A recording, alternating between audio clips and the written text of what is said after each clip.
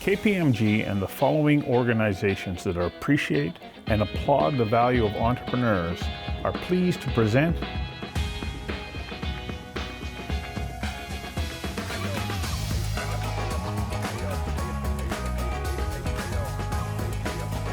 The Entrepreneurs.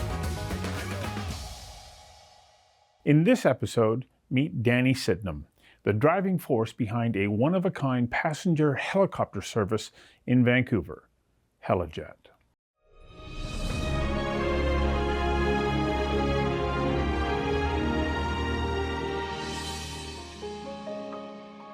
On November the 4th, 2025, literally 39 years to the day after Helijet's first flight from Vancouver to Victoria, Danny was showcasing his newest iteration of vertical lift aircraft, an electric puddle jumper to bring passengers into the Vancouver harbor from the communities that surround the city.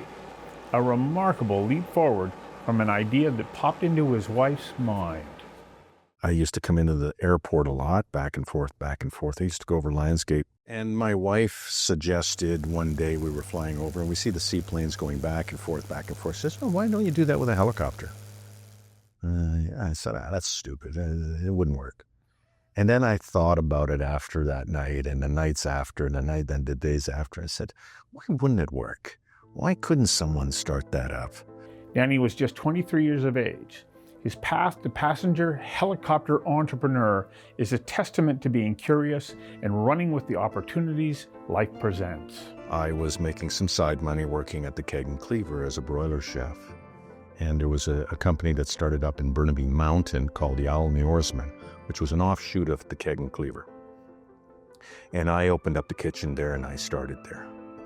And it was one afternoon while I was prepping the food for the two chefs. I was sitting in the back, just taking a little break in the back of the restaurant. The helicopter landed. The helicopter lands, shuts down, the pilot walks over. And I said, "What are you doing here?" He says, "Well, I'm just waiting for a client who bought a half an hour of helicopter time and I'm supposed to take him up Indian Arm and go look at some things." The client never shows up. And the pilot looks at his clock and he goes, "I don't think he's going to show up." And he looks at me and says, "You want to go up for a ride?" And I said, "Yeah, that would be wonderful." So straps me in, off I go, and we tooled around Indian Arm, went everywhere. I said, wow, this is a fascinating experience. I am very much like a bird. He was hooked. Next step, figure out how to afford to learn to fly. I saw an ad in a paper. It wasn't a conventional helicopter school.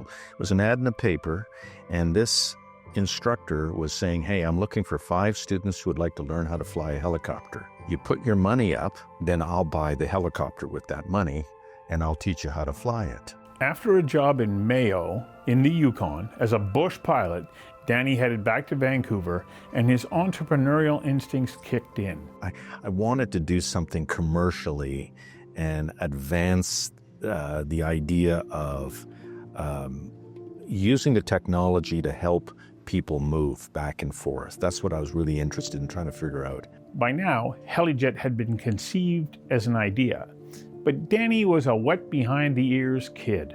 Many bankers and many business people said, "You're out of your mind, Danny." I bumped into my partner and great friend, Alistair. Alistair was left with this small helicopter that they had bought, their company had bought, hired us to teach him how to fly. And Alistair said, "Danny, I don't know what to do with this helicopter. What do I do now?" I said, "Well, Alistair, I have an idea." He says, "Okay." And we sat down over a beer. And I said, "But we're going to have to get a bigger helicopter." Sometimes it's better to be naive than know the cliff that you're about to jump off of. We simply did not know. I did not know what we are up against, what it's going to cost, what are the roadblocks and the hills that we're going to have to climb to get there. Not a clue. Fortunately, back then, we were able to bring in onto the board some very sharp people that were ex-Canadian Airlines executives that thought this was an interesting concept. Helijet was airborne without a flight plan and limited funds that were literally flying out the door. We probably burned through $500,000, within the first 2 or 3 months. You know, we had lease payments to make on the aircraft. They were committed to us. As Stuart, it was beyond belief when I looked back at how broke we were, and we weren't really out of the gate yet. That led to a day of reckoning with the board. There's only two options you have here. Shut her down, lay your people off, and call it a day, Danny. It was a good effort, but we ought to just declare insolvency. Or tomorrow morning, call your management team in, change the fares immediately, effective immediately, and double them. Walking out of that board meeting was the loneliest, lowest moment of his life. Struggled to get out of bed next morning, went to the office, called my management team in, and I said, we're putting the fares up. And we all just watched as we watched the reservations line either go, start sinking on calls, looking at our advanced booking profile, and to my amazement, the phones kept ringing. And people kept booking. In fact, the bookings got stronger. So we started looking at other opportunities of where we can get involved. Air medical was one area that we thought we could deliver a good solution to the customer. And that gave us the opportunity to basically cross-pollinate people. So we were able to look north and started getting involved with some of the charter business that we thought we could capture, which we were able to get a couple contracts with some large fishing resorts who move their guests to and from by helicopter. And it just typically happens between May through September. In other words, a sustainable mix of revenue, a formula for success. In the meantime, Danny is also focused on giving back.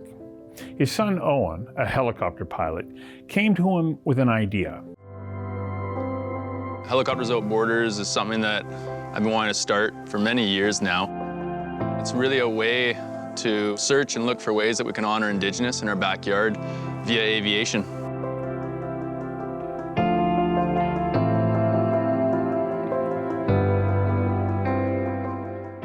But never one to sit still, Danny keeps looking over the horizon for new opportunities.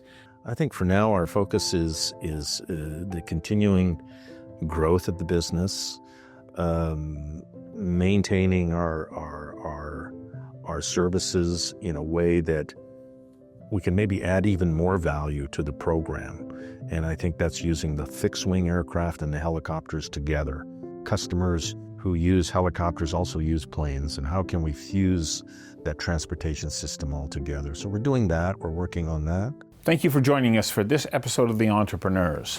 Sign up for our newsletter at theentrepreneurs.ca, and we'll let you know when our new episodes are published.